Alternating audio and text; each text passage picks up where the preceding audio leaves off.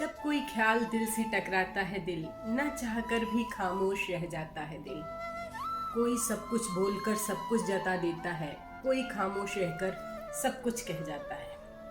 प्यार के लिए ना जाने कितनी लाइनें कही गईं, क्या क्या कहा गया, लेकिन भगवान श्री कृष्ण और राधा जी की अमर प्रेम कथा अमर थी, अमर है और हमेशा ही अमर रहेगी।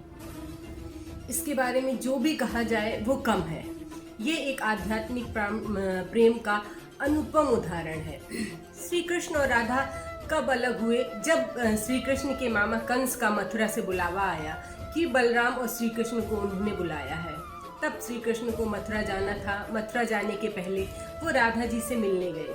राधा जी उनकी मनोस्थिति को अच्छी तरह समझ रही थी, लेकिन उन्होंने कुछ नहीं कहा। श्री कृष्ण ने उनसे फिर दोबारा आने का वादा किया और चले गए, लेकिन वो लौटकर दोबारा कभी नहीं आए। राधा जी भी जो थी श्री कृष्ण के जाने के बाद से काफ़ी उदास थी, लेकिन जब श्री कृष्ण गए तब उनको सामाजिक रीति रिवाज के अनुसार उनका विवाह एक यादव से कर दिया गया। उन्होंने अपने पत्नी धर्म का पूर्णतः पालन किया, अपने सारे कर्तव्यों का निर्वाह किया और पूरे जन्म एक पत्नी के रूप में रही वो यादव की, और पूरा जन्म उन्होंने यूं ही बिता दिया। जब वो अपने सारे कर्तव्यों से निवृत्त हो चुकी तो उनके मन में एक बार ख्याल आया कि उन्हें श्री कृष्ण से मिलना है। क्योंकि पत्नी रूप में रहते हुए भी उनके मन में श्री कृष्ण जो बसे हुए थे वो हमेशा ही बसे रहे, कभी बाहर ही नहीं निकले। अंत में उन्होंने सोचा वो एक बार जाके द्वारिका श्री कृष्ण से जरूर मिलेंगी। वो द्वारिका पहुंच गई। वहां पहुंचकर उन्हें मालूम हुआ कि श्री कृष्ण का रुक्मिणी और सत्यभामा से विवाह हुआ, लेकिन उन्हें इसका बुरा नहीं लगा। उन्होंने श्री कृष्ण के सामने गई। जैसे ही वो श्री कृष्ण के सामने पहुंची, एक दूसरे की आंखों में आंखें डालकर वो लोग बहुत देर तक बिना कुछ बोले ही बात करते रहे। श्री कृष्ण ने राधा जी से पूछा, आप क्या चाहती हैं?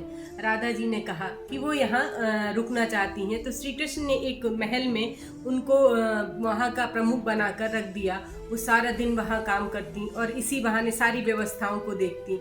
इसी बहाने श्री कृष्ण को देखकर वो अपने मन को संतोष प्रदान कर दिया करती थी। श्री कृष्ण भी उनको अपने आसपास देखकर बहुत ही प्रसन्नता अनुभव कर रहे थे।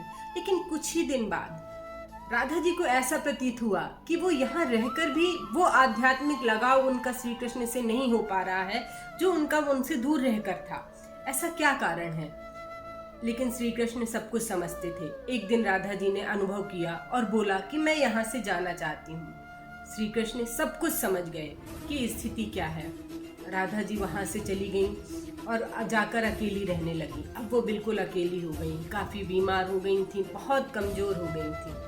उनका अंत समय निकट था।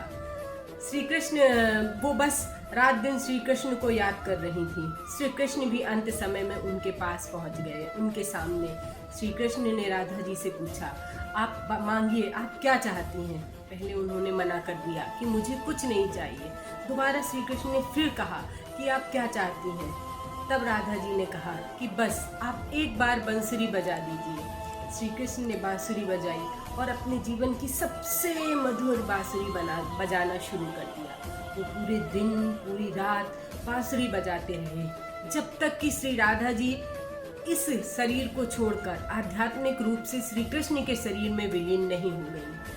पूरा दिन रात बांसुरी बजाने के बाद जब राधा जी ने अपने इस देह का त्याग किया, श्री कृष्ण को एहसास था, वो जानते थे कि वो हमारे अंदर समा चुकी हैं। इसके बावजूद उन्हें इतना मोह उत्पन्न हुआ कि वो बहुत दुखी हो गए और उन्होंने अपनी बांसुरी को तोड़कर झाड़ियों के पीछे फेंक दिया। फिर कभी जीवन में उन्होंने बांसुरी को हाथ नहीं लगाया, ना ही किसी और वाद्य यंत्र को लगाया।